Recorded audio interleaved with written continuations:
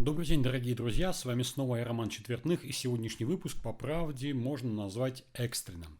Буквально на прошлой неделе пришла официальная информация о том, что в польских посудомоечных машинах Bosch было сделано обновление через Wi-Fi, которое привело к тому, что у этих посудомоечных машин исчез писк.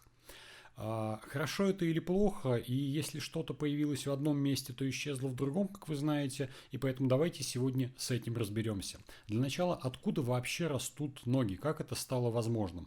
Большинство существующих приборов с технологией Wi-Fi – это прежде всего приборы, которые позволяют дистанционное управление собой, то есть их блок Wi-Fi подключен именно к панели управления, и вы можете нажимать какие-то кнопочки, что-то запускать, но не более того.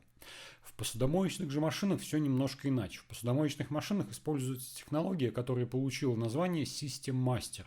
То есть там Wi-Fi модуль подключен напрямую к основному блоку прибора. То есть там, где находится прошивка, там, где находятся программы, не кнопочки управления, а именно центр, то есть сердце самого прибора. От чего шумели эти посудомоечные машины? Шумели они от того, что в Польше стали устанавливать, скажем так, усеченные инверторы, определенным образом сделанные, и в результате этого в приборах возникал высокочастотный свист. Свист возникал даже не столько от инвертора, сколько от мотора, которым управлял этот инвертор. И как результат очень многих это раздражало и сводило на нет все удовольствие от использования посудомоечной машины. Для того, чтобы избавиться от этих проблем, есть самый простой способ, конечно, установить там дополнительную шумоизоляцию. От этого, скажем так, это помогало не слышать этот шум. Но было принято решение сделать все глобально, насколько, опять же, это прозрачно на данный момент времени. Во-первых, около месяца назад произошла Wi-Fi локализация приборов. Многие владельцы этих посудомоечных машин, кто был подключен к Wi-Fi, кто не был, это отдельная история. Те, кто был подключен к Wi-Fi, те обнаружили уведомление о том, что меняются правила использования сети, и в новом обновлении разрешение на подключение только к одному серверу, то есть работать на территории России, минуя российский сервер того же самого бошевского Home Connect, уже не представляется возможным. То есть вы делали обновление и вы запитывались на этот сервер. Дальше произошло следующее. На прошлой неделе пришло еще одно обновление, которое пришло напрямую в вашу посудомоечную машину и изменило характер ее работы. Поэтому, если у вас польская посудомоечная машина Bosch выпуска с 2020 по настоящий момент, то, включая обновление, пришедшее вам по сети, вы будете лишены этого высокочастотного свиста. Теперь немного о том, как от этого свиста удалось избавиться. Если что-то свистит, и вы хотели, чтобы оно перестало свистеть, значит, свистелку нужно заткнуть. Если вы затыкаете свистелку, значит свистеть начинает где-то в другом месте. Примерно так оно и происходит. Для того, чтобы моторный блок не свистел, для того, чтобы не было свиста, изменили частоту работающего инвертора, то есть ее снизили. В результате чего свиста, который шел от двигателя, больше нет. Причем я могу сказать, что в Европе этого свиста не было, поэтому сначала была сделана локализация, чтобы обновление пришло только на те приборы, которые находятся у нас с вами, то есть в странах, где напряжение составляет 220 вольт. Затем пришло это обновление, уже связанное с свистом, и как результат посудомоечные машины этого свиста лишились. Те, кто подключены опять же к Wi-Fi. Снижение скорости работы помпы, скажется ли это на качестве мытья посуды? Пока сложно сказать, прошло еще меньше недели, поэтому владельцы польских посудомоечных машин, будьте внимательны, обращайте на это внимание. К сожалению, сделать откат назад, насколько я понимаю, не представляется возможным каким-либо образом. То есть самостоятельно нажать на кнопочку телефона «хочу отвернуться там, на предыдущую версию» уже физически не получится. Поэтому только если есть фактор какого-то обнуления до заводских настроек, и то опять же не факт, что она получится. Но тем не менее от свиста вы уйдете. Снижение скорости работы помпы приводит к тому, что снижается давление, с которым вода попадает на посуду. Должно ли это сказаться на качестве мытья посуды? В принципе, да. Но если температура остается той же, то даже при низком давлении ваша посудомоечная машина все равно сможет качественно отмывать посуду. Теперь главный вопрос. При снижении скорости движения воды и давления не снизится ли температура? И это тоже еще один момент, который нужно проверять. То есть если температура снижается и давление снижается, то качество мытья у нас падает. Еще один вопрос, а критично ли уже вот это? А на самом деле, опять же, не очень, потому что при включении стандартных программ, длительных, которые длятся там 3 часа, 2,5 часа, за счет фактора времени мы все равно с вами добьемся результата. То есть, либо время, либо механическое воздействие, либо температура, либо химия. Химия у вас осталась та же, что и была, осталось время тоже, что было, изменилась температура и изменилось у вас давление. Вполне вероятно, что на длительных программах вы не почувствуете вот этого дискомфорта, и качество мытья не избавится, не снизится, прошу прощения, не снизится. И вот тут уже нужно быть осторожным.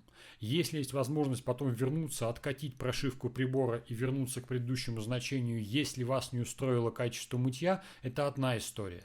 Если откатиться назад физически невозможно, и посудомоечная машина начнет, там, предположим, хуже мыть, то придется мыть только на длительных низкотемпературных программах, то есть той самой Эко-50, которая длится почти 3 часа.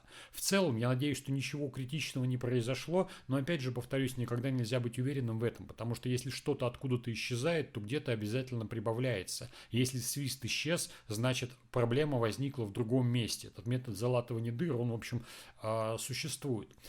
Почему это коснулось только наших рынков, мы уже говорили с вами несколько раз об этом. Дело в том, что на рынке Евросоюза напряжение более высокое, 230 вольт, поэтому при более высоком напряжении, при максимальной мощности работы мотора у нас с вами не возникает этого свиста. На нашем рынке при напряжении 220, которое значительно в том числе может опускаться, этот свист, он возникает. Поэтому, само собой, прежде чем проводить обновление, лучше всего найти кого-то, кто уже его сделал. И у меня большая просьба к тем, у кого стоит посудомоечная машина польская, и те, кто уже обновился, если вы уже пошли на этот шаг, уже обновились, просто нажали на кнопочку, она обновилась, то напишите, пожалуйста, мне, я, соответственно, в следующем выпуске про посудомоечные машины расскажу об этом и о вашем опыте в том числе, о том, что вам удалось сделать, насколько изменилось качество мытья, повлияло ли это на время мытья самой посуды. Это очень важно для всех людей, потому что немецких посудомоечных машин больше не будет. И теперь, когда вы хотите получить узкую машину 45 сантиметров, выбора особого не остается. Мы с вами знаем проблемы, которые есть у люкса, который, собственно, пошел по этому же пути снижения температуры, снижения давления, к чему это привело. И мы видим сейчас путь, по которому пошли посудомоечные машины Bosch из Польши. Возможно, ничего страшного и нет, но, конечно, людям хотелось бы знать. Потому что, когда вам приходит обновление, и вы не знаете, что оно вам даст, какие оно несет следствия, это очень неприятно. Я думаю, что многие владельцы того же самого iPhone натыкаются на это постоянно, о том, что пришло обновление. Если вы не обновите, то прибор просто перестает нормально работать и реагировать, виснет. Вы обновляете его, он вообще перестает работать, у него исчезают какие-то функции, которые были вам нужны. Ну и в принципе для сторонников теории заговора становится очевидным, что System Master это не просто удобное управление. Это технология, которая позволяет дистанционно управлять вашим прибором и выносить в него не только исправления, да, но и что-то не всегда хорошее.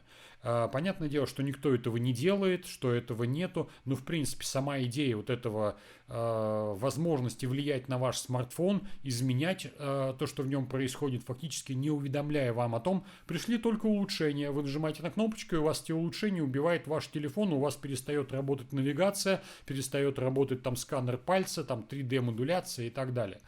Поэтому, к сожалению, да, и эта проблема, она ждет все приборы, абсолютно всех европейских производителей. Сейчас даже у производителей не очень дорогих появляется встроенный Wi-Fi.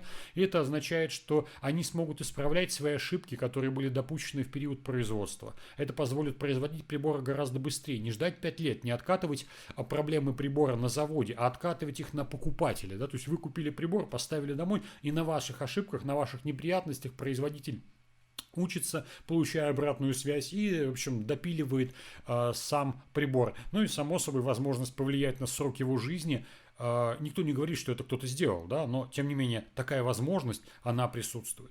Если вам требуется консультация по выбору бытовой техники, если вам нужна услуга по подбору бытовых приборов домой, то, пожалуйста, обращайтесь. Здесь внизу бежит название моего сайта, там можно заполнить анкету. Вообще в среднем каждый мой зритель, который обращается за консультацией, экономит при покупке бытовых приборов примерно где-то от 200 до 350 евро. То есть стоимость довольно большая, и переплачивать за ненужные функции, за вещи, которыми вы никогда не воспользуетесь, это абсолютно ненужная вещь. Ну и напоследок анекдот. Приходит грузин в ресторан, Москва, Прага, садится за стол, говорит: официант, он говорит: мне кинзмараули принеси, харчо принеси, аджоп сандал и соплянку. Официант говорит: я все записал. Говорит: подожди, а что такое соплянка? Ты не знаешь, что такое соплянка? Все знают, что такое соплянка, все обожают соплянка. Я в Ленинграде был, соплянку ел, в Киеве был, соплянку ел, в Тбилиси везде соплянка продается, принеси мне соплянку. Вызывает метрдотеля, тот же самый диалог: дай мне соплянку, не понимаю, что такое соплянка. В конце концов, там уже начинается все на повышенных тонах, выходит шеф-повар, тоже грузин, подходит, там: привет, как дела? Говорит: да, слушай, они не понимают, что такое соплянка. Говорит: ну соплянку принесите человеку, что, не слышали, что ли, клиент хочет? Говорит: ну мы не знаем, что такое соплянка, уважаемый шеф. Слушай, ты петух знаешь? Знаю. Курица знаешь? Знаю. Вот принеси их жареных детей. Всем счастливо.